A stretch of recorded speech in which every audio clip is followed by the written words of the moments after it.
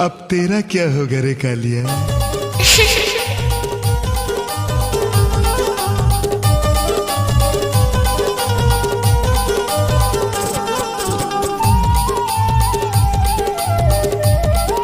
ये सॉन्ग जो आप सुन रहे हैं मिक्स किया है डीजे शिवराम यादव जी भुरकटोला वाले। दादा रे पूछते आप वो खोजते आप बिना पूछते आप वो खोजते आप बिना पाड़ा दर है मोरे गाँव रानी तय खोजते आप बिना पाड़ा दर है मोरे गाँव रानी तय खोजते आप बिना पूछते आहू ना खोजते आहू ना पूछते आहू ना खोजते आहू ना पड़ा दर हवे दुर्गा और जमाई खोजते आहू ना पड़ा दर हवे दुर्गा और जमाई पूछते आहू ना। हाय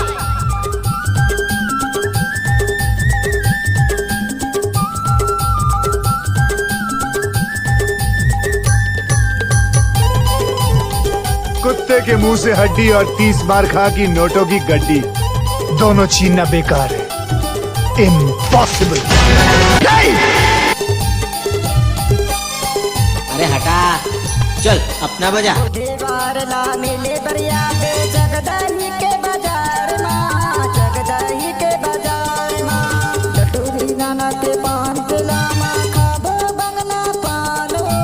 खाबो बंगला पान बुधवार ला मिले बरिया पे जगदही के बाजार माँ जगदही के बाजार माँ टटूरी नाना के पान पिला माँ खाबो बंगला पानो खाबो बंगला पान पूछते आप वो खोजते आप बिना पूछते आप वो खोजते आप बिना पाड़ा दर है मोरे गाँव रानी तय खोजते आप बिना पाड़ा दर है मोरे गाँव रानी तय खोजते आप बिना। हाय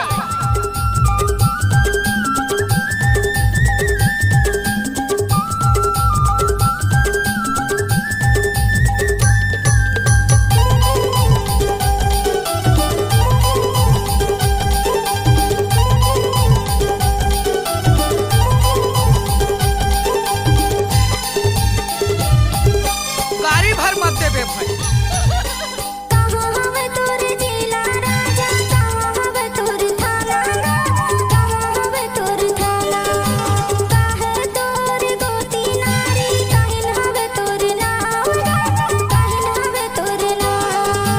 कहाँ हवे तोर जिला राजा कहाँ हवे तोर थाना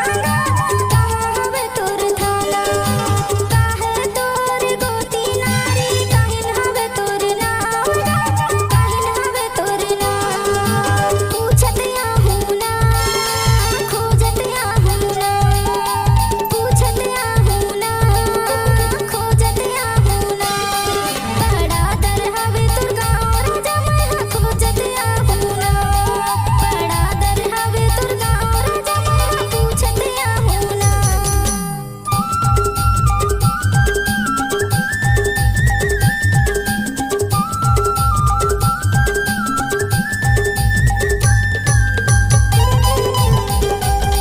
सफेद साड़ी में लाल बिंदी लगाती हो, तोरी माँ कसम एम्बुलेंस नजर आती हो, वे घायलों को ले जाती है, तुम घायल करके जाती हो।